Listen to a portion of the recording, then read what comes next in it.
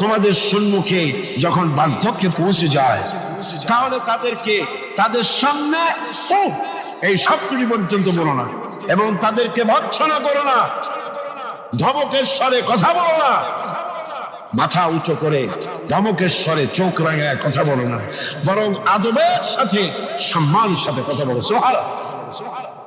মা বাবার সাথে কেমনে কথা বলতে হবে আল্লাহ পাক শিখায় দিচ্ছেন।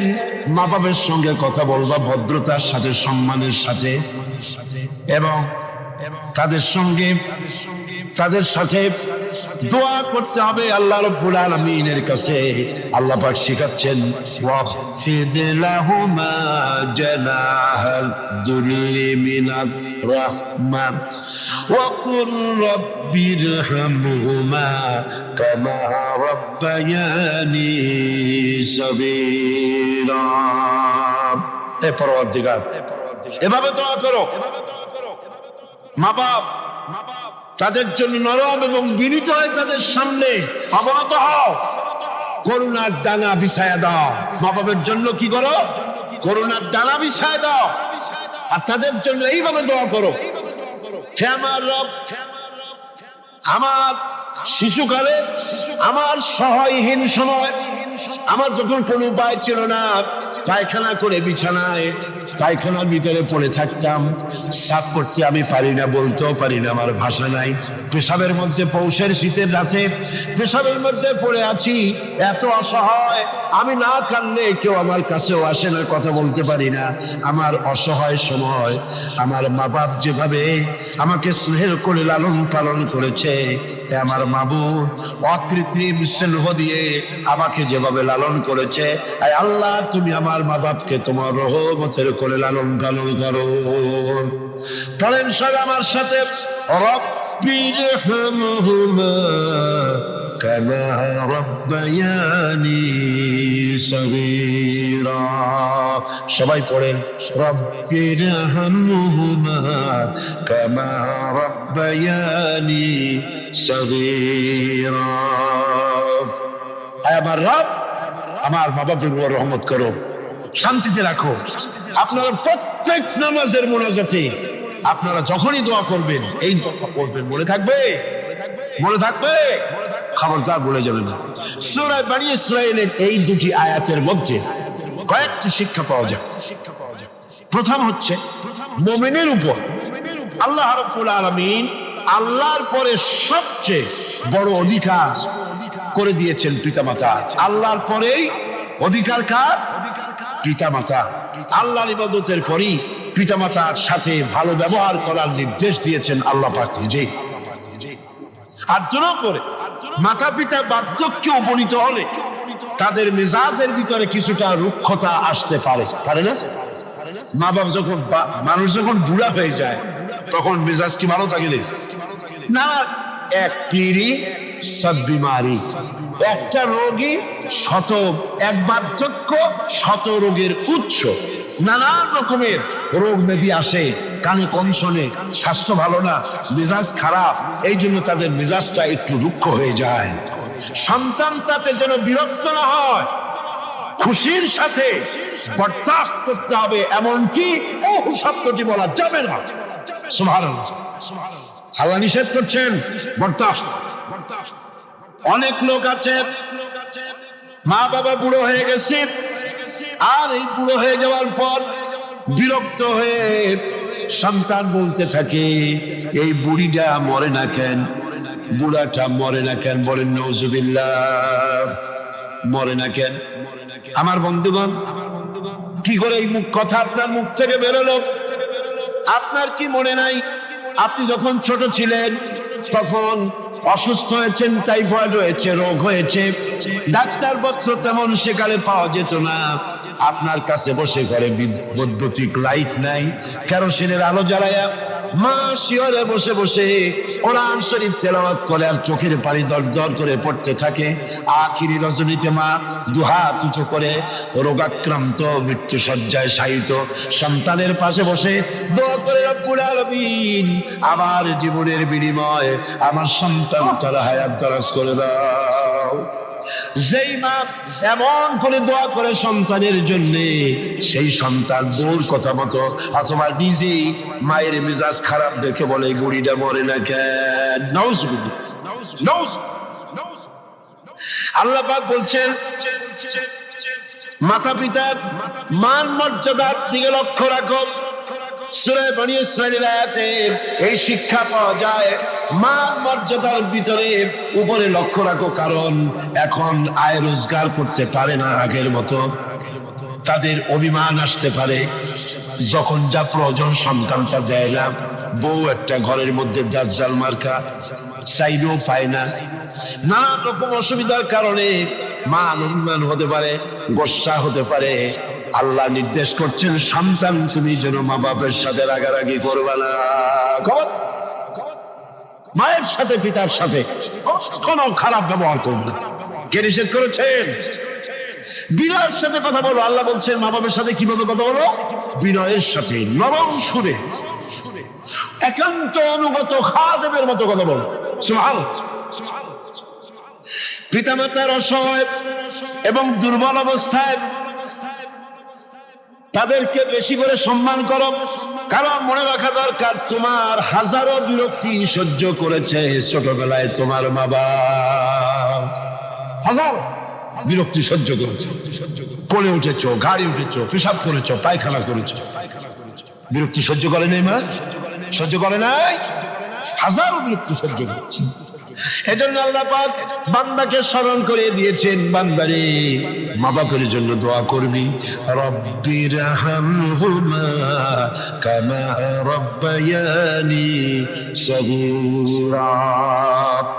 এই দায়িত্ব কে দিলেন? কে দিলেন? এখন আপনি যেন দায় সারার জন্য, আল্লাহ দায়িত্ব দিছে বলে আপনি দায় সারার মতো মায়ের একটু কাপড় দিলেন, বাপের একটু জামা দিলেন, 2-5টা টাকা দিলেন, দায় সারার জন্য দিচ্ছেন না অন্তরের মহব্বত দিয়ে দিচ্ছেন? এটা দেখছেন কে?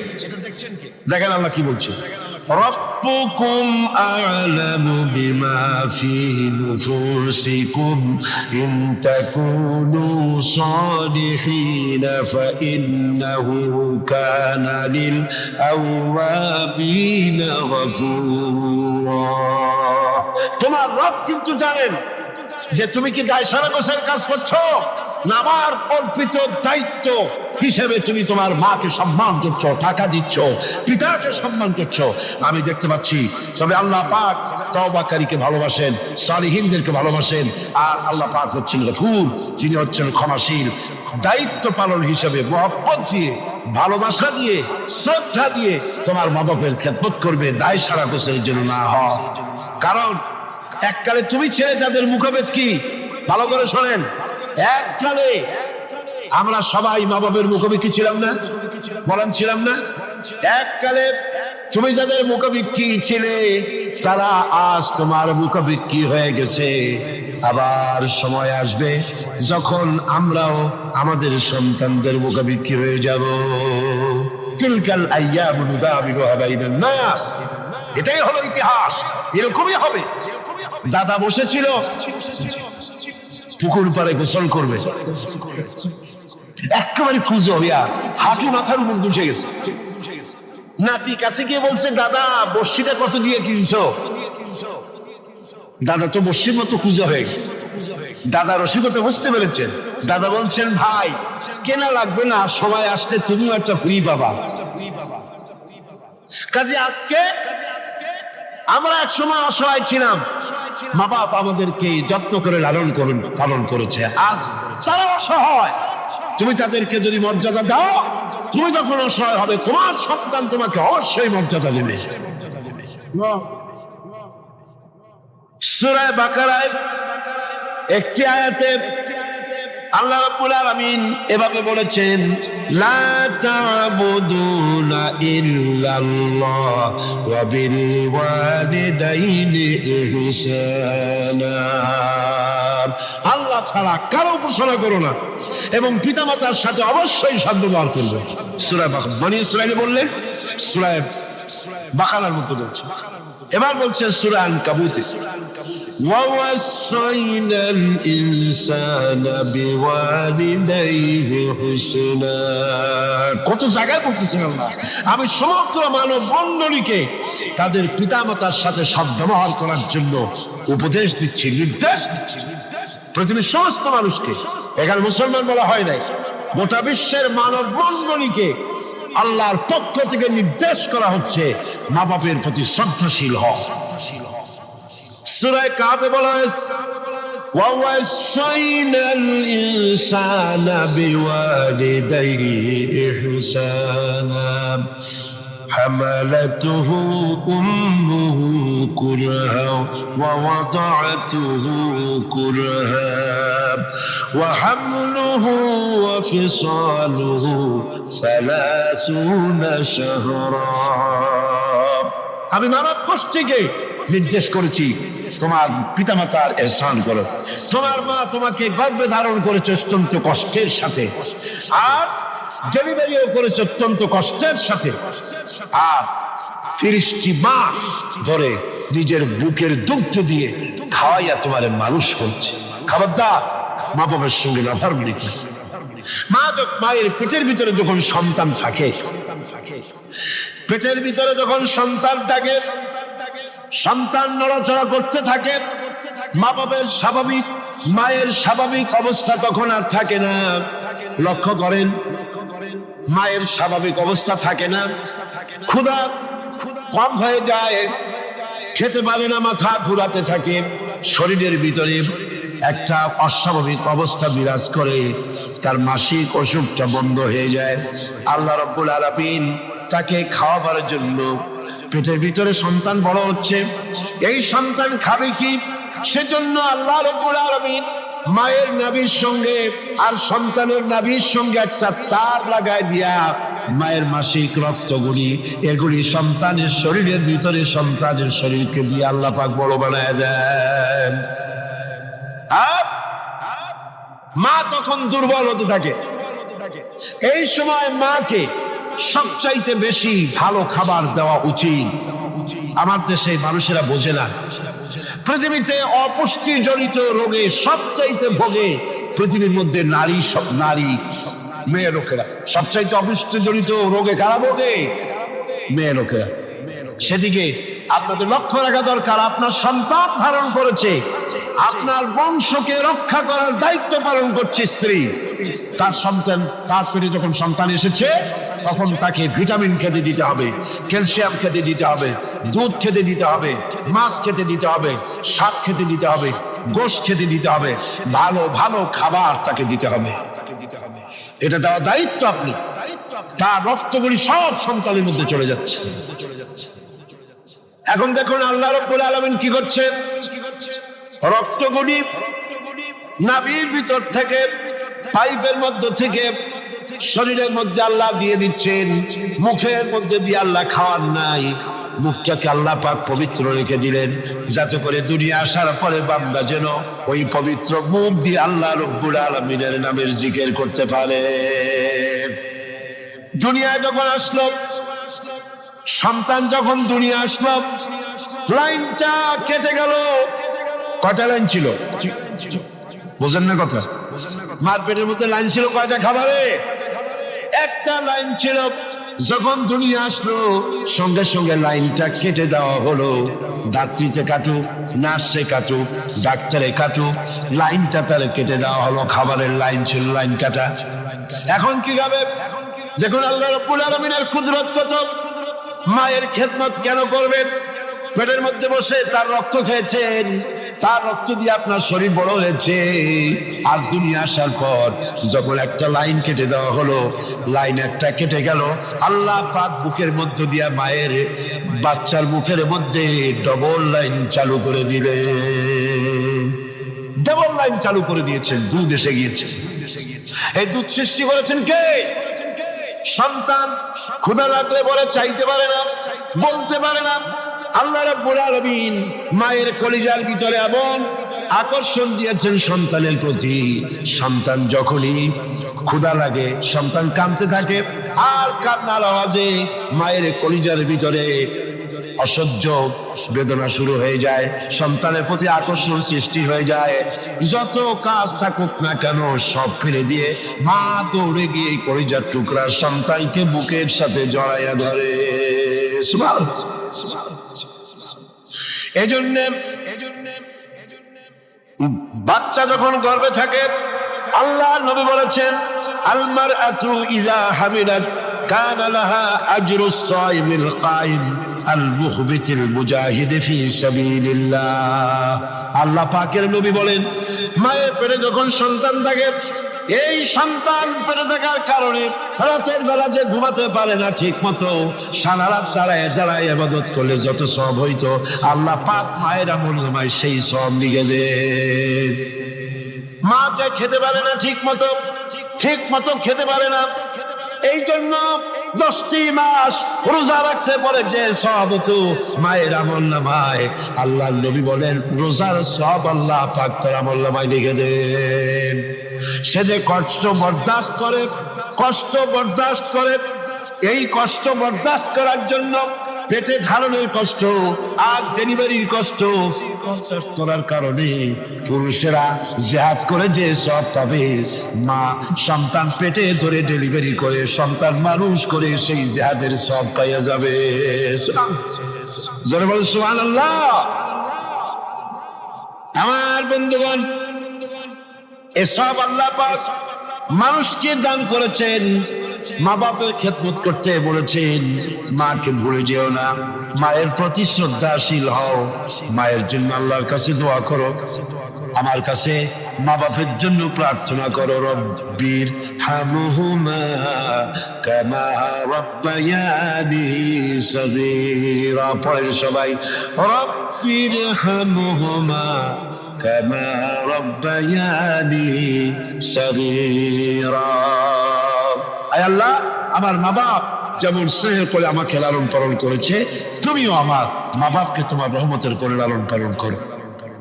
আল্লাহ নবী ঘুমের থেকে জেগে হযরত আলীকে ডেকে বলেন, আলী, আল্লাহ অর্ডার করেছেন আমি মদিনায় চললাম, আমার বিছানার পরে আমার চাদর গায়ে দিয়ে শুয়ে থাকো।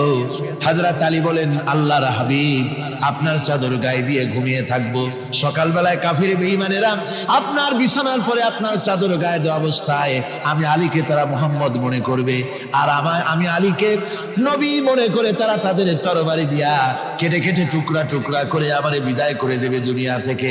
এতটুকুনো পরোয়া করি না, বরং আমার দিলের মধ্যে এটাই তৃপ্তি থাকবে যে আমি আলীর জীবনের বিনিময় আল্লাহর হাবিব দুনিয়ায় বেঁচে আছেন। নবীজি ঘরের থেকে বেরোলেন, চতুর্দিকে কাফেররা দাঁড়ানো। আল্লাহ নবী হাতে এক মুষ্টি বালু হাতে নিয়ে শাহ হাতের বজু পড়ে 3 বার দম করে বালুগুলো ছেড়ে দিলেন। বালিগুলি ঘরের চতুর্দিকে কাফেরদের চোখে চলে গেল। পরবর্তী সময় রব্বুল আলামিন ডেকে বলেন, নবীরে, বালি যখন নিক্ষেপ আপনি করেছিলেন, ধুলাগুলি আপনি তো শুধু নিক্ষেপ করেছিলেন, কিন্তু চতুর্দিকে কাফেরদের চোখে গেল কেমনে? একদিকে মেরেছিলেন, সেই দিকেই তো যাওয়ার কথা ছিল, চতুর্দিকের কাফেরের চোখে চোখে সেগুলো পৌঁছে গেল কেমনে? ওয়ামা রামাইতা ইদ রামাইতা ওয়ালাকিন্নাল্লাহ রামা। আপনি নিক্ষেপ করেন নাই, যখন আপনি নিক্ষেপ করেছিলেন আপনি তো শুধু বালু কণা ছেড়েছেন, আর ওই বালু কণাগুলি ঘরের চতুর্দিকে সব কাফেরদের চোখে পৌঁছবার দায়িত্ব আমার কুদরত গ্রহণ করেছিল। আমার ভাইরা, নবীজি বিপদে, এতগুলি শত্রু তরবারি নিয়ে তিনি বিপদে ধৈর্য হারা হন নাই। আস্তে করে ঘরের থেকে বেরিয়ে হযরত আবু বকরের বাড়িতে গিয়ে হাজির।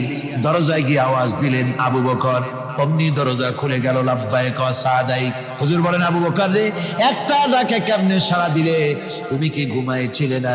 হযরত আবু বকর বলেন, হুজুর, আপনি বলেছেন আমাকে নিয়ে হিজরত করবেন, আমি মনে মনে চিন্তা করেছি, না জানি কত রাত্রে নবীজি আসেন, উঠতে যদি আমার দেরি হয়ে যায়, নবীজি যদি দরজার কাছে দাঁড়ায় দাঁড়ায় আমারে ডাকাডাকি করে আর আমি যদি ঘুমায় থাকি, তাহলে আল্লাহর নবীর সঙ্গে বেয়াদবি হয়ে যাবে। এই মনে করে বিছানায় না ঘুমাইয়া আপনার গলার আওয়াজ শোনার জন্য এই দরজার সঙ্গে পিঠ লাগাইয়া লাগাইয়া দাঁড়াইয়া ঘুমাচ্ছিলাম। আল্লাহর নবী হযরত আবু বকরকে সঙ্গে করে নিয়ে চললেন মদিনার দিকে। উল্টা পথে রওনা করলেন। বারবার কাবা শরীফের দিকে তাকাতে লাগলেন।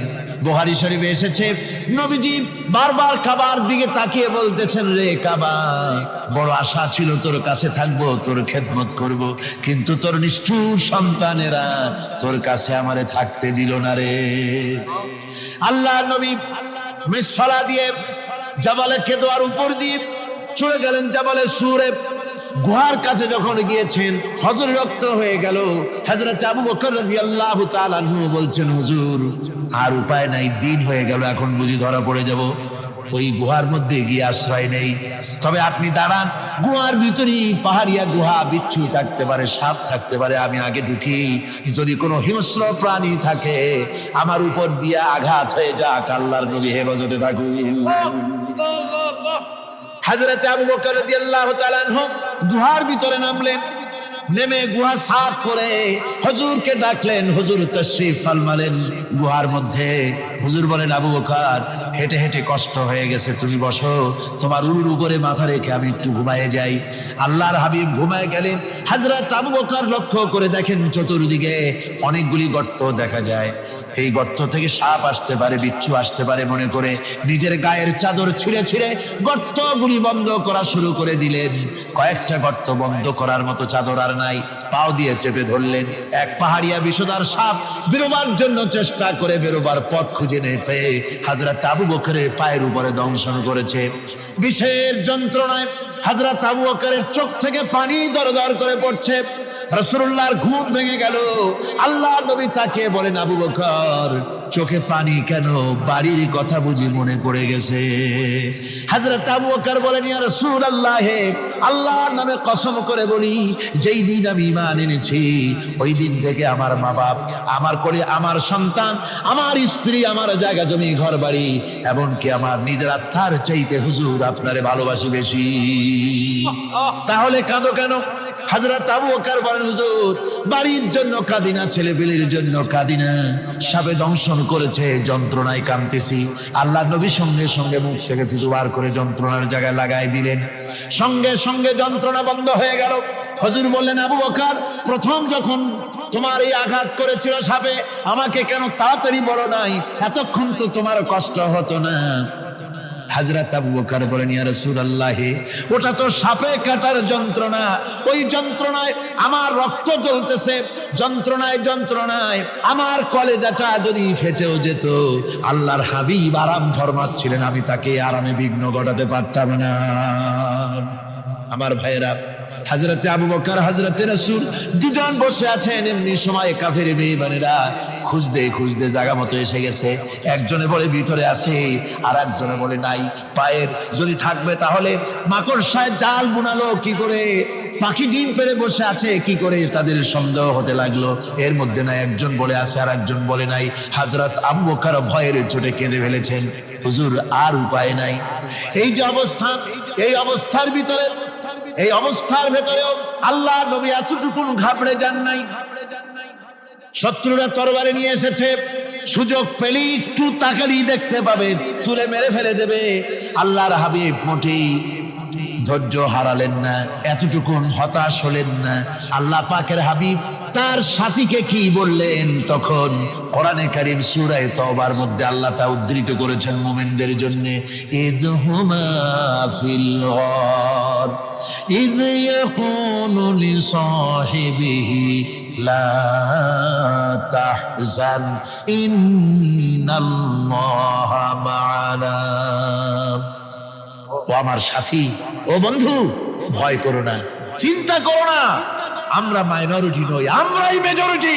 তার কারণ আল্লাহ আমাদের সাথে আছেন। সুবহানাল্লাহ, আল্লাহ আমাদের সাথে আছেন। আর বন্ধুগণ, কোরআনে কারীমে রব্বুল আলামিন বলেন, فأنزل الله سكينته عليه وأيده بجنود لم تروها। আল্লাহ পাক তার মনের মধ্যে গভীর প্রশান্তি এবং স্বস্তি দান করলেন, আর এমন সৈন্য দিয়ে সাহায্য করলেন যে সৈন্যদেরকে তোমরা দেখতে পাও না। এভাবে করে রব্বুল আলামিন মুমিনদের বিপদে আপদে মুসিবতে সব সময় আল্লাহ পাক মুসলমানদেরকে সাহায্য করেছেন। জোরে বলেন সুবহানাল্লাহ। মুমিনদের সাহায্যকারী আল্লাহ। তাই ইসলামী আন্দোলনের সাথে যারা আছে, যারা কর্মী, যারা নেতা, যারা মুমিন, যারা ঈমানদার, মেঘের মতো প্রচন্ড কালো মেঘ হয়ে চতুর্দিক থেকে অন্ধকারের মতো সে এসেছে বিপদ। কোন বিপদ না, আল্লাহ পাক সাহায্যকারী। কে সাহায্যকারী? জোরে বলেন সাহায্যকারী কে? আল্লাহ সুবহানাহু ওয়া তাআলা। তিনি সাহায্য, ভয় নাই। আল্লাহ পাকের উপর ঈমান আনলে পরে কলিজার ভিতরে দুর্জয় সাহসের সৃষ্টি হয়ে যায়, কোনো ভয় অন্তঃকরণে তার থাকে না। আল্লাহ পাক সাহায্য করেন। আর আল্লাহর উপরে ঈমান আনলে পরে রব্বুল আলামিন বলেছেন, ইয়া আইয়ুহাল্লাযীনা আমানু হাল আদুল্লুকুম আলা তিজারাতিন তুনজিকুম মিন আযাবিন আলীম। এমন একটা ব্যবসার কথা কি বলবো না যে ব্যবসায় তোমাদেরকে জাহান্নামের আযাব থেকে বাঁচায় দেবে। তার প্রথম কাজই হলো আল্লাহর প্রতি ঈমান আনা। ঈমান আনলে পরে এই সমস্ত গুণ তৈরি হয়ে যায়। আর ঈমানে সবচাইতে উপকৃত হয় সমাজের লোকেরা, রাষ্ট্রের লোকেরা, পরিবারের লোকেরা, দেশের মানুষ উপকৃত হয় মুমিনদের দিয়ে ঈমানের কারণে। তার কারণ হলো একজন মুমিন, একজন ব্যক্তি যখন ঈমানদার হয়, মুমিন হয়ে যায়, আল্লাহর প্রতি যখন প্রগাঢ় বিশ্বাস তার এসে যায়, তখন সেই ব্যক্তি নৈতিকতার মান তার বেড়ে যায়। জোরে বলেন সুবহানাল্লাহ। নৈতিক চরিত্রের উপরে সে প্রতিষ্ঠিত হয়, সে মিথ্যা বলতে সাহস পায় না। মুমিন ব্যক্তি মিথ্যা বলতে সাহস পায়? পায় না। কেন পায় না? মিথ্যা বলতে সাহস পায় না, ঠকাতে সাহস পায় না, ওজনে কম দিতে সাহস পায় না, শয়তানি বদমাশি করতে সাহস পায় না। তার কারণ হলো আল্লাহ পাক বলে দিয়েছেন, মুমিন কোরআনের ভিতরে পড়েছে, ইয ইয়াতালাক্কাল মুতালাক্কিয়ানি আনিল ইয়ামিনি ওয়ালিশ শিমালি কাঈদ। দুজন নিয়ন্ত্রণকারী ফেরেশতা তোমার ডানে এবং বামে বসে বসে তোমাকে নিয়ন্ত্রণ করছে। কোথায় যাও, কি করো, এই ফেরেশতারা বসে বসে সব দেখতেছে। মা ইয়ালফিযু মিন কাওলিন ইল্লা লাদাইহি রাকীবুন আতীদ। মানুষ এমন কোনো কথা বলে না যা ফেরেশতারা রেকর্ড না করে, সব রেকর্ড হয়ে যায়। তাই মুমিন ব্যক্তি দায়িত্বহীন কথা বলতে পারে না। মুমিন ব্যক্তির চরিত্র ভালো হয়ে যায়। সে যে কথা বলে বুঝে শুনে কথা বলে, সে যে ওয়াদা করে বুঝে শুনে ওয়াদা করে। যেহেতু সবকিছুর জবাব কিয়ামতে দিতে হবে। কোথায় দিতে হবে? কোথায় দিতে হবে? কিয়ামতে আল্লাহর দরবারে জবাব দিতে হবে। মহান আল্লাহ রাব্বুল আলামিন বলেছেন, ওয়ালাকাদ খালাকনাল ইনসানা ওয়া না'লামু মা তুওয়াসবিসু বিহি নাফসু। মানুষ সৃষ্টি করেছি আমি, তার অন্তঃকরণের ভিতরে ওয়াসওয়াসা কি হয় আমি জানি। এই জন্য মুমিনেরা মনের ভিতরে কোনো খারাপ কল্পনাও করতে পারে না। খারাপ কল্পনা করলেও তার হিসাব দেওয়া লাগবে আল্লাহর কাছে। কার কাছে? ওয়াইন তুবদু মিন আনফুসিকুম আও তুখফুহু ইউহাসিবুকুম বিহিল্লাহ। আল্লাহ বলেন, মনের মধ্যে যেসব কল্পনা করো তা প্রকাশ করো আর গোপন রাখো, ওইটার হিসাব নেব আমি আল্লাহ পাক। কিয়ামতের দিন আমার কাছে হিসাব দিতে হবে। বন্ধুগণ, এই জন্য মুমিন যারা, মুমিনদের চরিত্র প্রতিষ্ঠিত হয়, মুমিনদের ধারণা থাকে যেখানেই যাই না কেন, যেখানেই বসি না কেন, সেখানেই আল্লাহ, আল্লাহ ছাড়া কোনো জায়গা নাই। আছে নাকি? আছে। আল্লাহ পাক বলেন, মা ইয়াকুনু মিন নাজওয়া সালাসাতিন ইল্লা হুয়া রাবিউহুম। তোমরা যেখানে তিনজন মিলে পরামর্শ করো, মনে রেখো তিনজন নও, ওখানে চতুর্থ সত্তা আমি রব্বুল আলামিন তোমাদের কাছে আছি। সব শুনি আর দেখি, পাঁচজন যেখানে হও সেখানে আমি ষষ্ঠ। এর থেকে যদি কম হও, এর থেকে যদি বেশিও হও, বান্দারে তুমি আছো যেখানে আমি আল্লাহ আছি সেখানে। উপায় নাই, সব জায়গায় আমি দেখতে পাচ্ছি। শুধু তাই নয়, রাত্রিবেলায় মানুষেরা গোপনে পরামর্শ করে না? করে কিনা? রাতে রাতে পরামর্শ করে, এক জায়গায় বসে, হলের মধ্যে, পাহাড়ের মধ্যে, কোন জায়গায় বসে পরামর্শ করে। কি পরামর্শ? ইসলামী আন্দোলনের লোকদের মারবে, কোথায় তাদের ধরবে, কোথায় তাদের অত্যাচার করবে, এই সমস্ত পরামর্শ করে। আল্লাহ পাক বলছেন, শুনুন, আল্লাহ রাব্বুল আলামিন বলেন, ওয়া হুয়া মাআহুম ইয ইউবাইতুনা মা লা ইয়ারদা মিনাল কওল ওয়া কানা আল্লাহু বিমা তা'য়ামালুনা মুহীতা। আল্লাহ পাক বলেন, তিনি তো ঠিক সেই সময়ও তোমাদের কাছে থাকেন যখন তোমরা নিজেদের ঘরের মধ্যে বসে, কোন এক জায়গায় বসে আল্লাহর মর্জির খেলাফ পরামর্শ করো। আল্লাহ তখনও তোমাদের কাছে থাকেন। আল্লাহর ইহাতা থেকে, আল্লাহর কর্তৃত্ব থেকে বেরিয়ে যাওয়ার কোনো উপায় নাই। সুতরাং গোপনে বলেন, প্রকাশ্যে বলেন, যেভাবেই যা কিছু করা হোক না কেন, আল্লাহর কাছে আমাদের সমস্ত অপরাধগুলি ধরা হয়ে যায়। আর এটাই হচ্ছে ঈমানের সীমা পরিসীমা। তিলকা হুদুদাল্লাহি ফালা তা'তাদুহা, তিলকা হুদুদুল্লাহ, এটাই হচ্ছে আল্লাহর সীমানা। ঈমানের এই সীমারেখা বজায় রেখে ঈমানের উপরে মজবুত করে কোনো ব্যক্তি, পরিবার, সমাজ, রাষ্ট্র যদি তৈরি হয়, তাহলে সেই সমাজই শান্তি আসে, সেই সমাজই আরাম আসে, সেই রাষ্ট্র শান্তিপূর্ণ হয়, সেখানে দিন কায়েম হয়, মানুষ সুখ সমৃদ্ধি খুঁজে পায়। সুতরাং আমরা আজকে আলোচনা করলাম ঈমানের কোয়ালিটি। কি আলোচনা করলাম? ঈমানের কোয়ালিটি। এই কোয়ালিটি দিয়ে যেন আল্লাহ আমাদেরকে ভরপুর করে দেন। জোরে বলেন আমিন। আরো জোরে বলেন আমিন।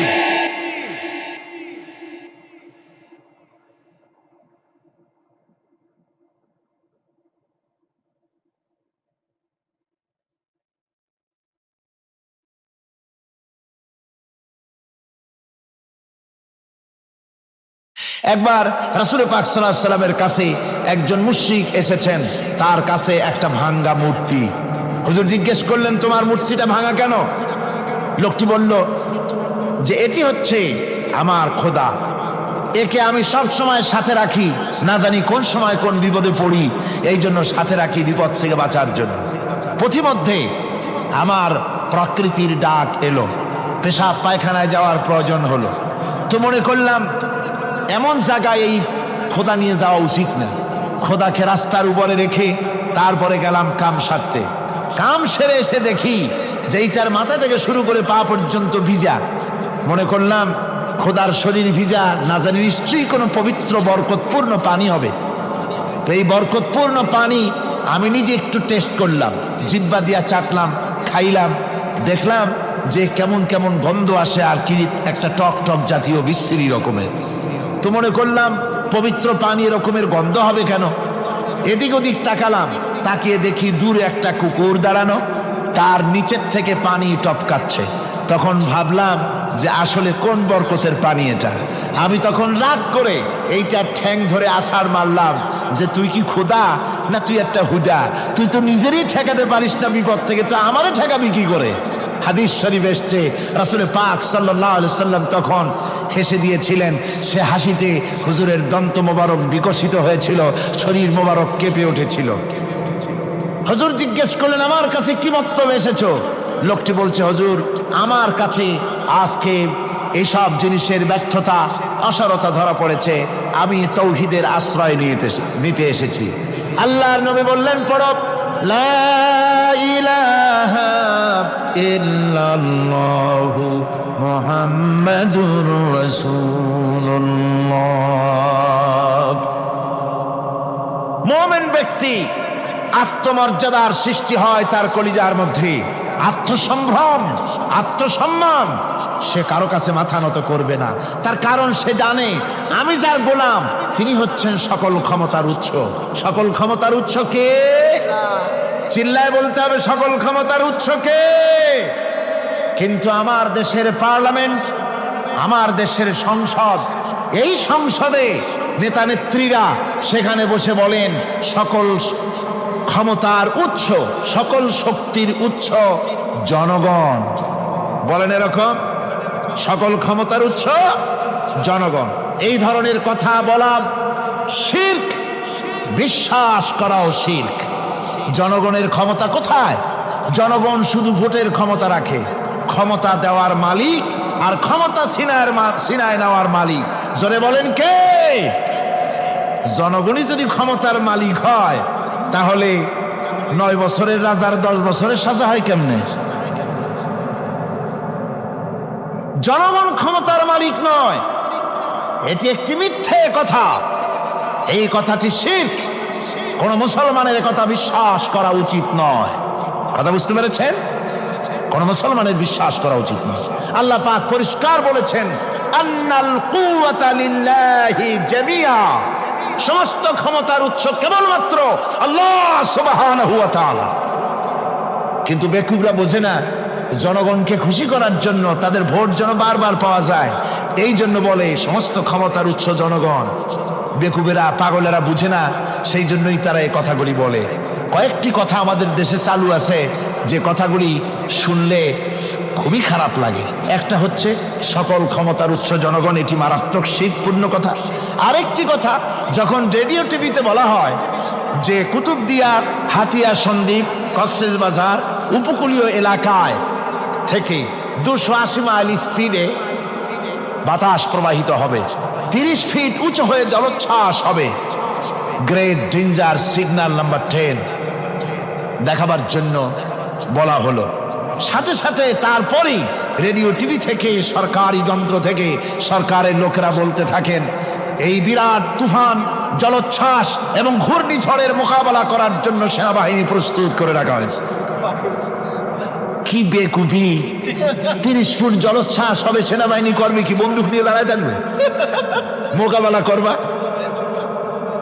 প্রচন্ড বাতাসের মোকাবেলা করবা তুমি সলিমুদ্দিন? হ্যাঁ, বরং বলা যেতে পারে ঘূর্ণিঝড় এবং জলোচ্ছ্বাসের পরে যে দুর্যোগ সৃষ্টি হবে তড়িৎ গতিতে, আমরা সেই দুর্যোগকে, মানুষকে ঠেকাবার জন্য আমরা প্রাণ চেষ্টা চালাবো। আমাদের সব মেশিনারি সেজন্য প্রস্তুত আছে, এটা বলা যেতে পারে। কিন্তু ঝড়ের মোকাবেলা করব, মারাত্মক কথা, মারাত্মক কথা। আবার আরেকটি কথা খুবই মারাত্মক, এগুলো পত্র পত্রিকায় দেখি, অমুক দলের অমুক নেতা হসপিটালে মৃত্যুর সঙ্গে পাঞ্জা লড়তেছে। আজীব তামাশা! মৃত্যু কি তোমার মাইকেল টাইসন? মৃত্যু কি তোমার মোহাম্মদ আলী ক্লে যে পাঞ্জা লড়বা? মৃত্যুর সাথে পাঞ্জা লড়তে পারে এমন ক্ষমতা পৃথিবীর কারো আছে? সুতরাং এগুলো জাহালাতের কথা, মূর্খতার কথা।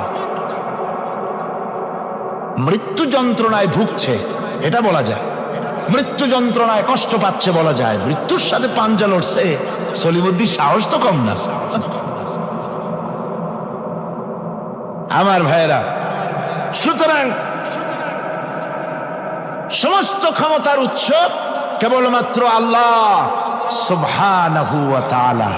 যাকে খুশি ক্ষমতায় দেন, যাকে খুশি ক্ষমতা থেকে নামায় দেন। এত বড় প্রচন্ড ক্ষমতার মালিক তিনি।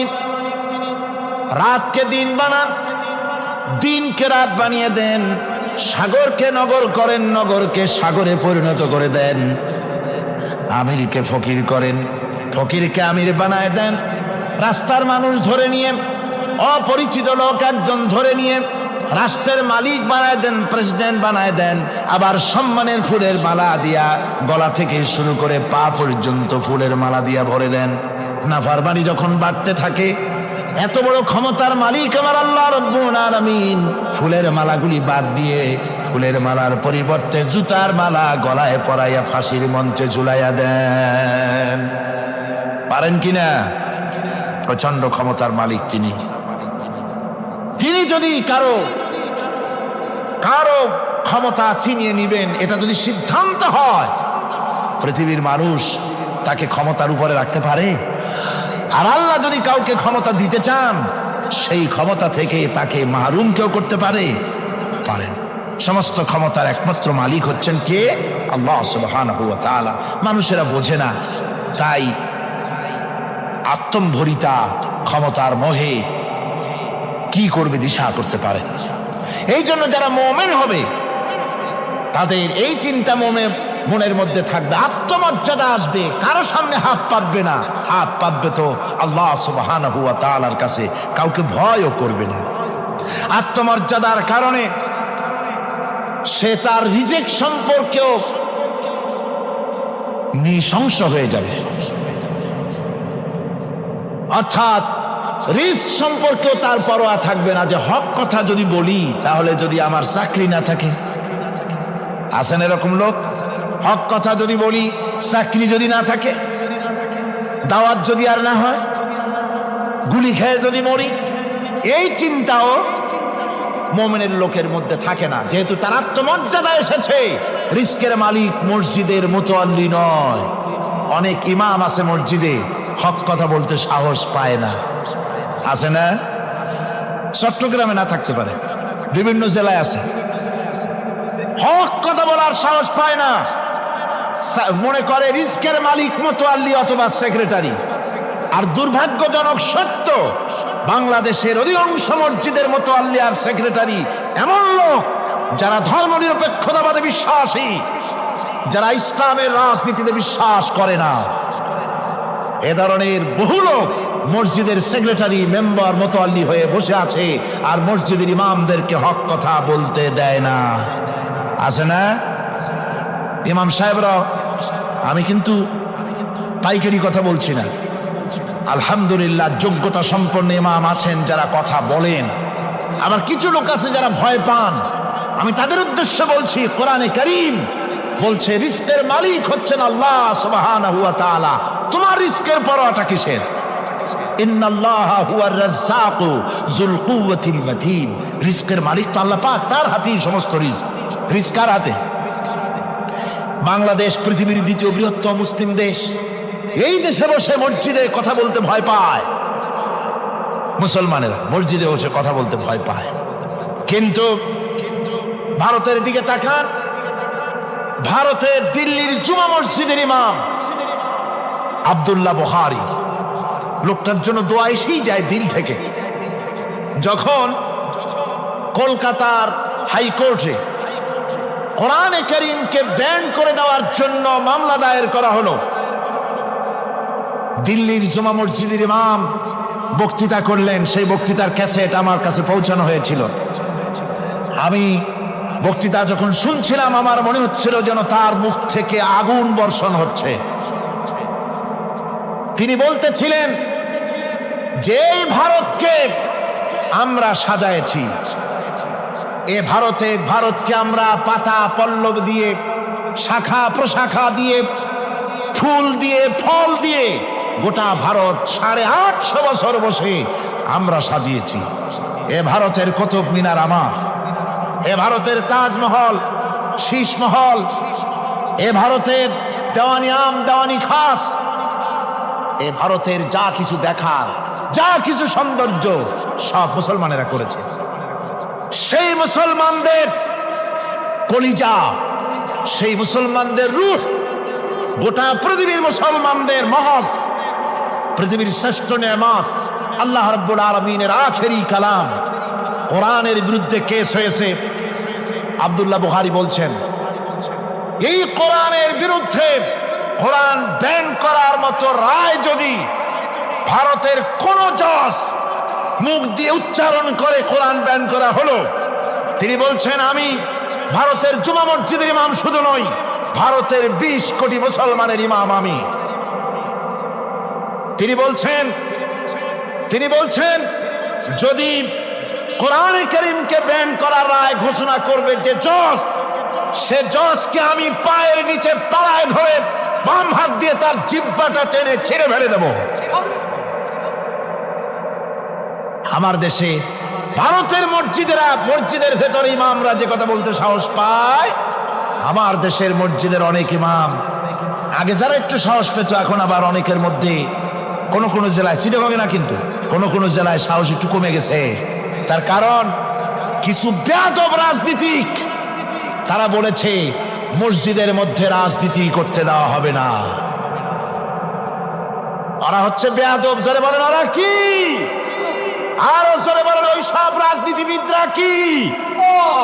তার কারণ হচ্ছে মসজিদে কি বলা হবে আর কি বলা হবে না তোমার মতো বেয়াদব রাজনীতিবিদের কাছ থেকে তাকেও জিজ্ঞেস করবে না। এ ফয়সালা হয়েছে 1400 বছর আগে। মসজিদে কি বলতে হবে আর না হবে তা শিক্ষা দিয়েছেন জনাবে মুহাম্মদ রাসূলুল্লাহ সাল্লাল্লাহু আলাইহি ওয়াসাল্লাম।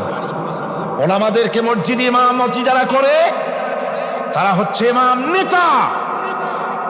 তোমরা তাদের সাথে আদব করতে হবে। তারা কি বলবে আর কি বলবে না ডিকটেট করার অধিকার কারো নাই। অধিকার আছে। সুতরাং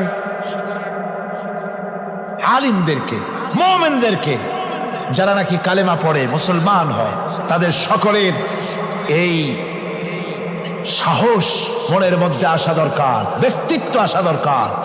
কারো পরোয়া নাই, পরোয়া করব শুধুমাত্র আল্লাহর। রিস্কের মালিক তিনি। আল্লাহ রাব্বুল আলামিন বলেছেন ওয়ামা মিন দাব্বাতিন ফিল আরদি ইল্লা আলাল্লাহি রিজকুহা।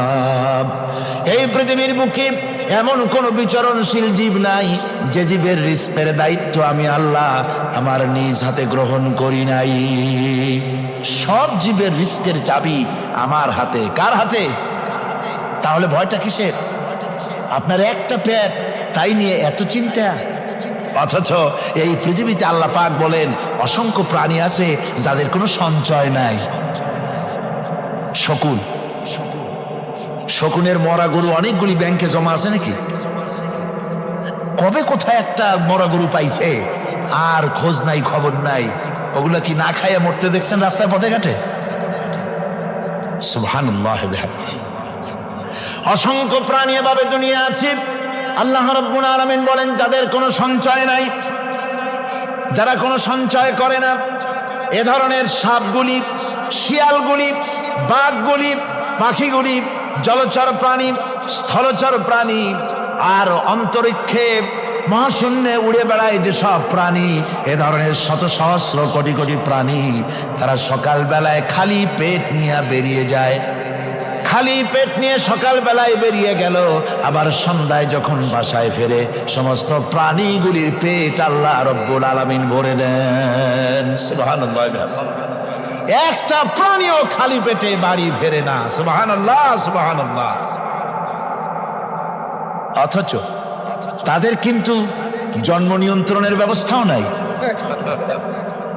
জঙ্গলে যত প্রাণী আছে তারা কি কোনোদিন মিছিল করে এসে বলেছে বাংলাদেশ সরকার আমাদের জঙ্গলের মধ্যে কোনো খোঁজ খবর তো আপনারা রাখেন না, এখানে বাচ্চা কাচ্চা বেশি হইতেছে আর খাওয়াইতে পারি না, এবার কিছু পরিবার পরিকল্পনার ওষুধপত্র পাঠান? কোনোদিন বলেছে? বলে নাই, বলবেও না। কে খাওয়ায়? আল্লাহ পাক খাওয়া, আল্লাহ পাক খাওয়া। সুতরাং আল্লাহ রাব্বুল আলামিন রিস্কের মালিক, একথা বিশ্বাস করতে হবে। সেই বিশ্বাসের অর্থ এই নয় যে আপনি চুপ করে বসে থাকবেন আর ফেরেশতারা রান্না করে আপনারে রূপচাঁদা মাছ খাওয়াই দিয়ে যাবে, এরকম না। বিশ্বাস করতে হবে, কাজ করতে হবে, এর ফলে আল্লাহ রাব্বুল আলামিন রিস্কের ব্যবস্থা করবেন। ঈমান আনার পর প্রথম যে কোয়ালিটিটা হবে সেই কোয়ালিটি হচ্ছে পার্সোনালিটি, আত্মসম্ভ্রম, আত্মমর্যাদা। দুনিয়ায় কারো সামনে মাথা সে নত করবে না, মাথা নত করবে কেবলমাত্র আল্লাহর কাছে। সে বিশ্বাস করবে খাইরিহি ওয়া শাররিহি মিনাল্লাহি তাআলা, ভালো মন্দ সব কার কাছ থেকে হয়? আল্লাহর কাছ থেকে হয়। সে কিছুতেই বিশ্বাস করবে না যে কোনো মাজারের কাছে গেলে, কবরের কাছে গেলে আমার তকদির পাল্টে যাবে। কোনো মুমিন তা বিশ্বাস করবে না। কথা বুঝতে পেরেছেন? ভালো করার মন্দ করার সবটা মালিক আল্লাহ সুবহানাহু ওয়া তাআলা। এরপরে 2 নম্বরের যে কোয়ালিটি সৃষ্টি হবে মুমিনের মধ্যে ঈমান আনার পর, সে গুণটা হচ্ছে সে বিনয়ী হবে। বিনয়, বিনম্রতা তার এক বৈশিষ্ট্য হবে। বিনয় এবং বিনম্রতার বৈশিষ্ট্য হবে। তার কারণ হচ্ছে ঈমান আনার পরে সে জানতে পেরেছে আল্লাহ রাব্বুল আলামিনের কর্তৃত্ব থেকে বেরিয়ে আসার ক্ষমতা কারো নাই। অহংকার করে যাব কোথায়? আস্ফালন করে যাব কোথায়? আল্লাহর রাজত্বের বাইরে, আল্লাহর ক্ষমতার বাইরে যাওয়ার ক্ষমতা তো কারোই নাই। সুতরাং অহংকার তার মধ্যে জায়গা পাবে না। আল্লাহ পাক দুনিয়ার সমস্ত মানুষের জিনকে পরিষ্কার করে বলেছেন, ইয়া মাশারাল জিন্নি ওয়াল ইনস ইন ইসতাতাতুম আন তানফুযু মিন আকতারিস সামাওয়াতি ওয়াল আরদ فانفذوا لا تنفذون إلا بسلطان। হে পৃথিবীর মানুষেরা আর জেনেরা, যদি সম্ভব হয় আমার আকাশের নিচের থেকে জমিনের উপর থেকে বেরিয়ে যা। লা তানফু, বেরিয়ে যেতে পারবে না। আমি আকাশ এবং জমিন থেকে যদি সম্ভব করতে পারো বেরিয়ে যা। আর যদি কোনো আকাশ থাকে তার নিচে যা, আর যদি কোনো জমিন থাকে তার উপরে যাও। এমন দেশ যদি পাও যেখানে আমার আলো ছাড়া কোনো আলো আছে, আমার বাতাস ছাড়া কোনো বাতাস আছে, আমার চাঁদ সূর্য ছাড়া কোনো চাঁদ সূর্য আছে, যাও সেখানে। আল্লাহ রাব্বুল আলামিন বলেন নাই এরকম যাওয়ার কোনো উপায় নাই। আমি আল্লাহ রাব্বুল আলামিন আকাশ আর জমিন দিয়ে প্যাকেট করে রেখেছি, আটকায় রেখেছি। আমার রাজত্ব থেকে, আমার ক্ষমতা থেকে, আমার কর্তৃত্ব থেকে বেরিয়ে যাওয়ার ক্ষমতা কোনো মানুষের নাই, কোনো জেনের নাই, কোনো প্রাণীর নাই। সুবহানাল্লাহ। মানুষ হচ্ছে অহংকার কিসের হবে? তোমরা হচ্ছ ফকির। আল্লাহ পাক বলছেন ওয়াল্লাহুল গনিয়্যু ওয়া আনতুমুল ফুকারা। আল্লাহ হচ্ছেন গনি। আল্লাহ কি? গনি, বেনিয়াস, বেপরোয়া। ফাআলুল লিমা ইউরিদ, যা খুশি তাই করে, কারো মুখাপেক্ষী তিনি নন। কোরআনে কারীমে রব্বুল আলামিন বলেছেন, নবী আপনি আমার ব্যাপারে, আমার গুণাবলীর ব্যাপারে বলুন। কুল হুয়াল্লাহু আহাদ, পড়েন সবাই। কুল হুয়াল্লাহু আহাদ আল্লাহুস সামাদ লাম ইয়ালিদ ওয়া লাম ইউলাদ ওয়া লাম ইয়াকুল লাহু কুফুয়ান আহাদ। আল্লাহ পাক বলেন, বান্দারে ও আমার নবী আপনি বলুন, আল্লাহ পাক এক এবং একক, তিনি নিরঙ্কুশ, তিনি বেনিয়াস, তিনি কারো মুখাপেক্ষী নন, তিনি কাউকে জন্ম দেন নাই, তাকেও কেউ জন্ম দেয়নি। আকাশ এবং জমিনে আল্লাহর সমকক্ষ কেউ নাই। তোমরা হচ্ছ ফকির আর আমি আল্লাহ হচ্ছি বেনিয়াস। লিল্লাহি মা ফিস সামাওয়াতি ওয়া মা ফিল আরদ, আকাশে যা আছে জমিনে যা আছে সব আল্লাহ। সব কার? আল্লাহ পাকের। সুতরাং কিসের অহংকার, কিসের মাতবাড়ি? মানুষ পেছনের কথা ভুলে যায়, মোটেই চিন্তা করে না। একটু আগে যারা ক্ষমতায় ছিল আজকে তারা ক্ষমতা হারা, আজকে যারা ক্ষমতায় এলো তারা আবার ক্ষমতা মসনদে বসে দুনিয়ার সব বিপদ আপদ ভুলে যায়। কি করে আরো বেশি লুটপাট করা যায়, আরো বেশি মানুষকে শোষণ করা যায়, মানুষ এই চিন্তাই করে। অহংকারে, ক্ষমতার দর্পে ফেটে পড়ে, চিন্তা করে না পেছনের কথা। আল্লাহ রাব্বুল আলামিন বলেন, যারা নাকি মুমিন বান্দাদের বিনয় এবং বিনম্রতা তাদের মধ্যে সৃষ্টি হয়ে যাবে, তার কারণ হলো আল্লাহ পাক বলেছেন ওয়ালা তামশি ফিল আরদি মারহান ইন্নাকা লান তাখরিকাল আরদা ওয়া লান তাবলুগাল জিবালা তুলা। ওয়ালা তামশি ফিল আরদি মারহান, আমার জমিনের উপরে অহংকার করে পা ফেলো না। তুমি কি পারবে অহংকার করে আমার জমিনটাকে ফাটাই দিতে? কি বলেন, পারা যাবে? অহংকার করে জমিনের উপরে লাথি মারেন জোরে, জমিন ফাটবে? ফাটবে না, আপনার পা ছিঁড়ে যাবে। আপনি কি পারবেন অহংকার করে পাহাড়ের উচ্চতা লাফ দিয়ে ছাড়াই যেতে পারবেন? তাও পারবেন না। সুতরাং আল্লাহ পাকের উপরে ঈমান আনলে পরে তাদের মাথা এভাবে নত হয়ে যায়, অহংকার তাদের মধ্যে জায়গা পায় না। অহংকার কিসের? কিসের অহংকার তোমার? মানুষ তার জন্মের কথা কোরআনে কারীম বলে মানুষ কি তার জন্মের কথা স্মরণ করে না? তোমার তো এমন অবস্থা ছিল, দুনিয়ায় উল্লেখযোগ্য বিষয়বস্তু হিসাবে তুমি পরিগণিত ছিলে না। তুমি হচ্ছ, তোমার জন্মের উৎস কথা হচ্ছে এক ফোঁটা নাপাক পানি, এমন নাপাক পানি যা শরীর থেকে নির্গত হলে পরে গোসল করা ওয়াজিব হয়ে যায়। এমন এক ফোঁটা নাপাক পানি যার জন্মের উৎস, তার আবার অহংকার কিসের? পৃথিবীতে অহংকার যারাই করলো আল্লাহ পাক তাদেরকে ভালো করে দেখায় দিলেন। নমরুদকে দেখায়ছেন, ফেরাউনকে দেখায়ছেন, যুগের ছোট ছোট নমরুদ ফেরাউন যেখানে যেখানে খুদে খুদে ফেরাউন হয়েছে আল্লাহ সকলকেই দেখিয়ে দিয়েছেন, দেন নাই? দেখিয়ে দিয়েছেন। সুতরাং মাথা নিচু করে চলতে হবে, বিদ্যার বড়াই করা চলবে না। কত লেখাপড়া করেছো তুমি? এমএ পাস করেছো, তাতে কি হয়েছে? সবে মাত্র বর্ণবোধ পড়েছো, জ্ঞানের রাজ্যে পা ঢুকিয়েছো, এখনো কিছু শেখনি। টাইটেল পাস করেছো, তো কি হয়েছে? কদ্দূর শিখেছো? নিউটনের মতো মানুষ মৃত্যুর সময় বললেন, কেন সমুদ্রের বেলাভূমিতে দাঁড়িয়ে সামান্য বালু কণা নিয়ে নাড়াচাড়া করলাম, অথই সমুদ্রের কিছুই দেখতে পারলাম না। শেখ সাদী রহমতুল্লাহ আলাইহি ইন্তেকালের সময় বলেছেন, মালুম শোধ কি হিচ মালুম না শোধ, সারা জীবন সাধনা করে বুঝিলাম ইহা যে কিছুই বুঝিলাম না। এগুলি হচ্ছে জ্ঞানীদের কথা। আর কোন রকম ইউনিভার্সিটির বারান্দা দিয়ে 3-4 দিন হাঁটছে, কয় যে সব বুঝি। কি বুঝছো? কয় দেয়ার ইজ নো গড। স্রষ্টা বলতে কেউ নেই। পাগল কি আর গাছে ধরে মিয়া? সুতরাং বিদ্যার বড়াই চলবে না, স্বাস্থ্যের বড়াই চলবে না, অর্থের বড়াই চলবে না। অর্থের বড়াই করবে, কত অর্থ তোমার হয়েছে? আল্লাহ যদি ইচ্ছে করেন ব্রেনের মধ্যে, মগজের মধ্যে এমন টিউমার করে দিবেন, মগজের মধ্যে এমন ক্যান্সার করে দেবেন, হার্টের ভিতরে এমন ক্যান্সার লাগাই দিবেন, 14 গোষ্ঠী বিক্রি করলে ঔষধের পয়সা হবে না। পারবে কিনা আল্লাহ কন? জোরে বলবেন পারবেন কিনা? এমন বহুত অসুখ আছে ডাক্তাররা বোঝেই না ঔষধ দেবে কি। হযরত ইউনূস আলাইহিস সালাম মাছে তারে গিলে ফেলে দিল, হতাশায় তিনি হার্ট ফেল করেন নাই।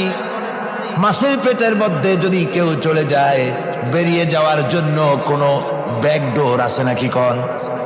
পালাবার কোন রাস্তা আছে? মাছের পেটের জানালা দরজা আছে কিছু? কিছুই নেই।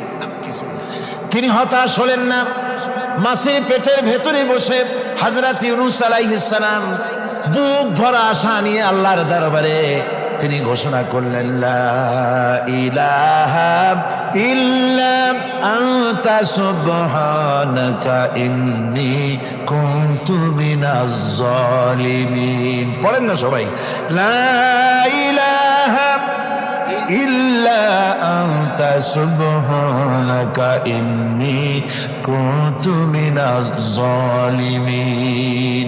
হযরত ইউনূস আলাইহিস সালাম বললেন, আল্লাহ তুমি ছাড়া কোনো ইলাহ নাই, তোমার পবিত্রতা ঘোষণা করছি, আমি জালিমদের অন্তর্ভুক্ত হয়ে গেছি। তিনি যখন চিল্লাচ্ছিলেন, মাছের পেটের ভিতরে বসে যখন কাতরুক্তি করতেছিলেন, আল্লাহ বুঝি তখন শোনেন নাই সে কথা? কি বলেন? আল্লাহ বুঝি তখন তন্দ্রায় বা নিদ্রায় ছিলেন না? আল্লাহ পাক কি ঘুমান? তন্দ্রায় যান? লা তাখুযুহু সিনাতুন ওয়ালা নাওম। আল্লাহ রাব্বুল আলামিন বলেন, কোন তন্দ্রা বা নিদ্রা আল্লাহ রাব্বুল আলামিনকে স্পর্শ করে না। হযরত ইউনূস আলাইহিস সালাম যখন মাছের পেটের ভিতরে বসে চিৎকার মারলেন, আল্লাহ পাক বলেন, ইউনূস রে, তোমার ওই ডাক কেউ শোনে নাই, দুনিয়ার কোন রাজা বাদশাহ শোনে নাই, দুনিয়ার কোন বন্ধু বান্ধব তোমার শোনে নাই, কিন্তু আমি তোমার আরশের মালিক, আমি রব্বুল আলামিন শুনেছি। শুধু শুনি নাই, সঙ্গে সঙ্গে জবাব দিয়ে দিয়েছি।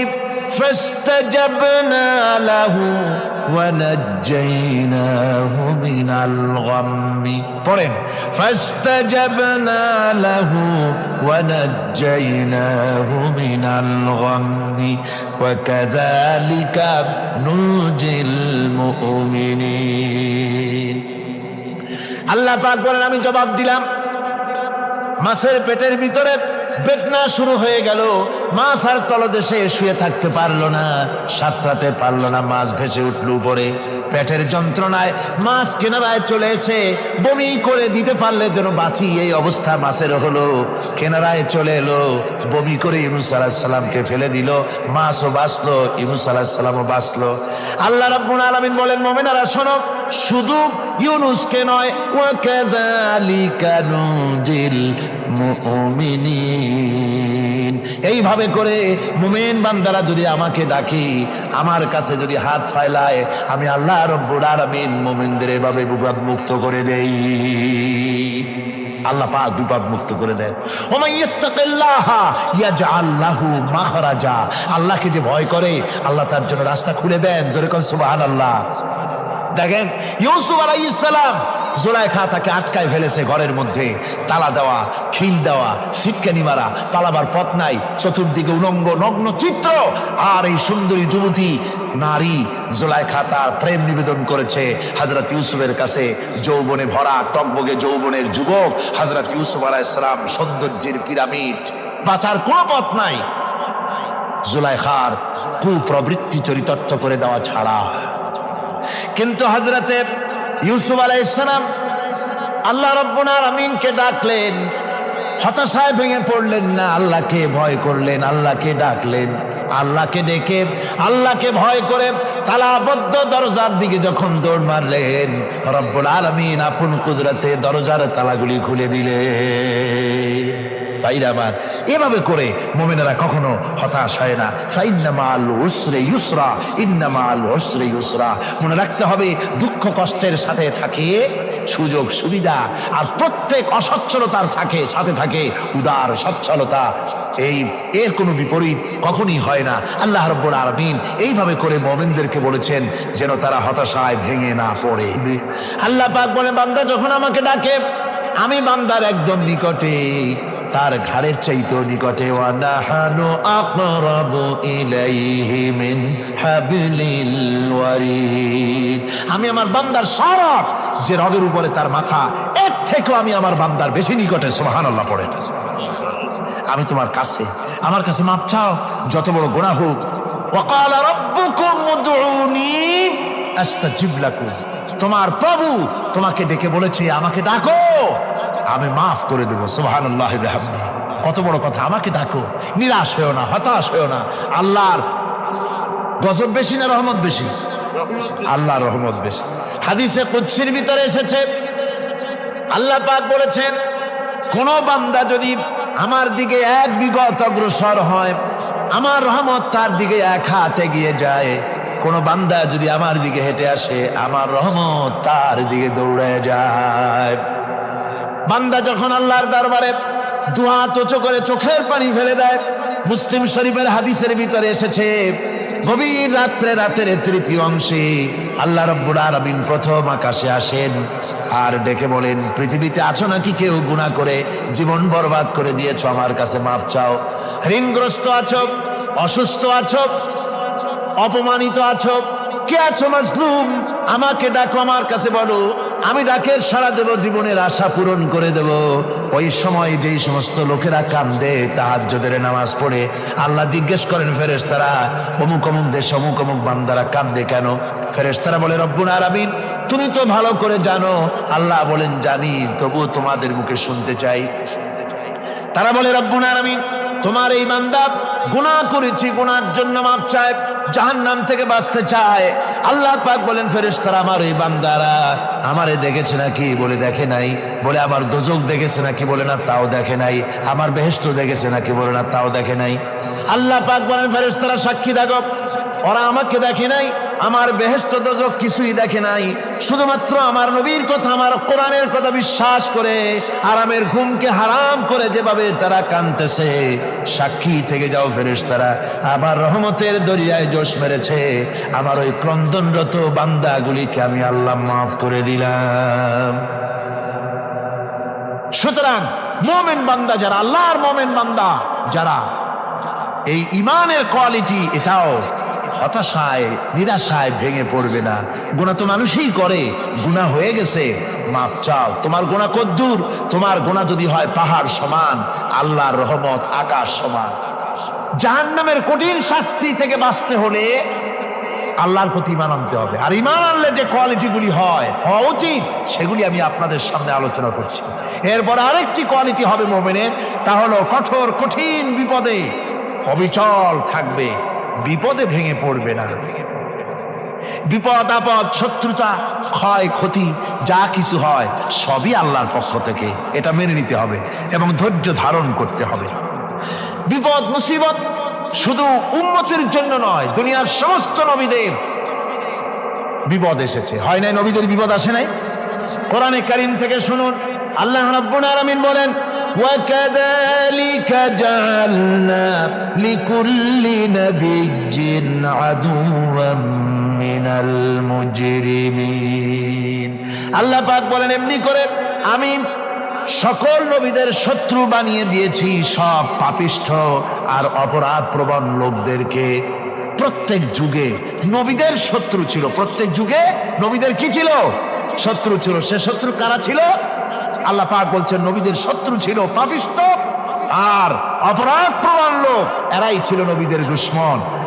রাসূলগণের অবস্থা যদি এই হয়, তাহলে তার উম্মত, ওই দিনের ধারক বাহক যারা, তাদের বুঝি বিপদ আপদ হবে না? নাকি হবে কিনা? তো ইসলামের বিরোধিতা যারা করে, কোরআনের পরিভাষায় বলা হয়েছে ইসলামের দুশমন, নবীদের দুশমন। দুনিয়ার সব পাপিষ্ঠ আর অপরাধ প্রবণ লোকেরাই ইসলামের দুশমন হয়, নবীদের দুশমন হয়। আজও দেখেন, আজও তাকিয়ে দেখেন, ইসলামী আন্দোলনের বিরোধিতা যারা করে তারা পাপিষ্ঠ চরিত্রের কিনা, তাকায় দেখেন, খুঁজে দেখেন, সর্বত্র খুঁজে দেখুন, খুঁজে দেখুন। যারা ইসলামী আন্দোলনের বিরোধিতা করে, যারা ইসলামকে মিটিয়ে দেওয়ার চেষ্টা করতেছে, যারা ইসলামকে মৌলবাদ বলে, ইসলামকে সাম্প্রদায়িক বলে, কোরআনে কারীমের কথা কত স্পষ্ট যে নবীদের দুশমন হয়, ইসলামের দুশমন হয় মুজরিম লোকেরা, অপরাধ প্রবণ আর পাপিষ্ঠ লোকেরা। আজও আমরা দেখতে পাই এই শ্রেণীর লোকেরা পাপিষ্ঠ এবং সবচাইতে সমাজের নিকৃষ্ট ধরনের চরিত্রহীন লোক। নামাজ নাই। আপনি খুঁজে দেখেন, ইসলামী আন্দোলনের বিরোধিতা যারা করছে, যারা নেতৃত্ব দিচ্ছে, নামাজ নাই, রোজা নাই, চরিত্র নাই, হজ নাই, যাকাত নাই, মদ, জুয়া, জেনা, ব্যভিচার ইত্যাদিতে লিপ্ত। চেহারা দেখলে ছেলেপেলেরা 2 গ্লাস পানি খায় ভরসটে। কথা ঠিক কিনা কর? এই হলো অবস্থা। মারে কেন? মুমিনদেরকে, পয়গম্বরদেরকে, সাহাবীদেরকে এবং ঈমানদারদেরকে মারে কেন? তার কারণ হচ্ছে আল্লাহ রাব্বুল আলামিন বলেছেন, ওয়া মা নাকামু মিনহুম ইল্লা আইয়ুমিনু বিল্লাহিল আজিজিল হামিদ।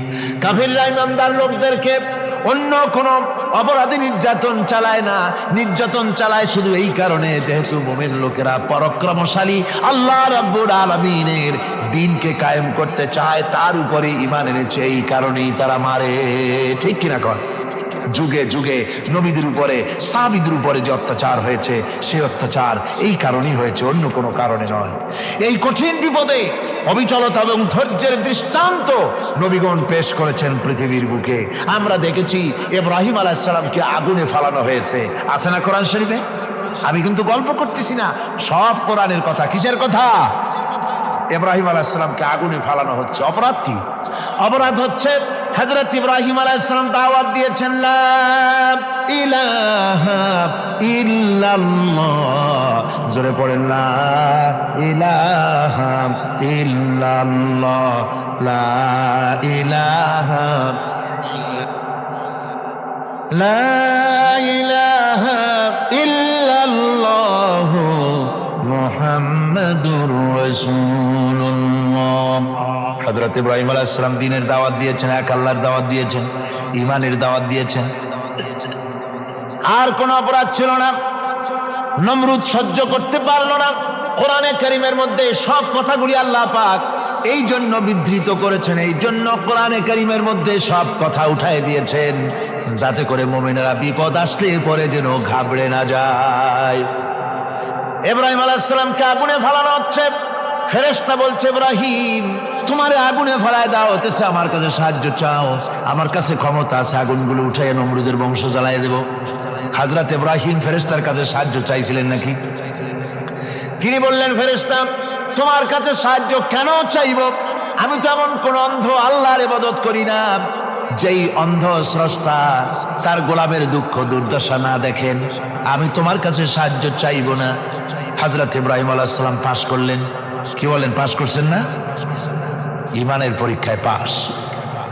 আগুনের মধ্যে হযরত ইব্রাহিমকে যখন ফেলানো হচ্ছে, রব্বুল আলামিন আগুনের প্রতি নোটিশ করে দিলেন, ইয়া নারু কুনি বারদাও ওয়া সালামান আলা ইব্রাহিম। আগুন আমার ইব্রাহিমের জন্য শান্তিদায়ক, ঠান্ডা হয়ে যা। এখন কি আর আগুনের বাপের ক্ষমতা আছে ইব্রাহিমের পোড়ানো? আর ক্ষমতা নাই। আমার বন্ধুগণ, ইব্রাহিম আগুনের ভিতরে আরামে বসে আছেন, আর ওদিকে নমরুদ বসে বসে দেখতেছে দূর থেকে। ইব্রাহিম তো জ্বলে না, গায়ের মধ্যে আগুন জ্বলে গেল। ডাক দিয়া কয়, আগুন তোর হলো কি? কেন জ্বালাইতে পারিস না আমার দুশমন রে? হলো